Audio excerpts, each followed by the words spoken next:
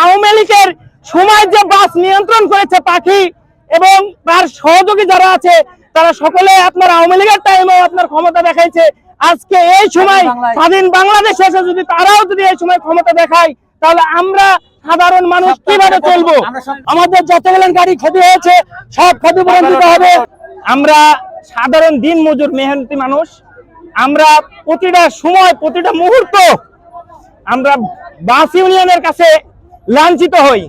গতকালকে আমাদের রেলগেটে 80 থেকে 90টা গাড়ি ভাঙচুর করেছে তারা, এবং আমাদের 40 থেকে 45 জন এই দিন মজুর মেহনতি মানুষদেরকে মারধর, লাঠিসোঁটা দিয়ে আপনার চাপ্পড় হাসে দিয়ে মারধর করেছে এবং রাজশাহী মেডিকেলে তারা ভর্তি আছে চিকিৎসাধীন। এইগুলোর সুষ্ঠু আমরা বিচার চাই। এবং আওয়ামী লীগের সময় যে বাস নিয়ন্ত্রণ করেছে পাখি এবং তার সহযোগী যারা আছে তারা সকলে আপনার আওয়ামী লীগের টাইমেও আপনার ক্ষমতা দেখাইছে। আজকে এই সময় স্বাধীন বাংলাদেশ এসে যদি তারাও যদি এই সময় ক্ষমতা দেখায় তাহলে আমরা সাধারণ মানুষ কিভাবে চলবো?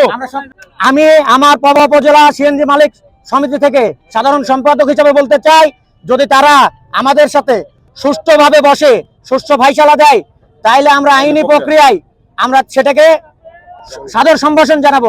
যদি তারা না মেনে নেয় তাইলে আমরা এর চাইতে বড় কঠোর পদক্ষেপ নেব ইনশাআল্লাহ। মাধ্যমে প্রধান উপদেষ্টা এবং আমাদের দেশছাত্র তারেক জিয়া বলতে দৃষ্টি আকর্ষণ করছি যেন আমাদের সুষ্ঠু সমাধান হয়।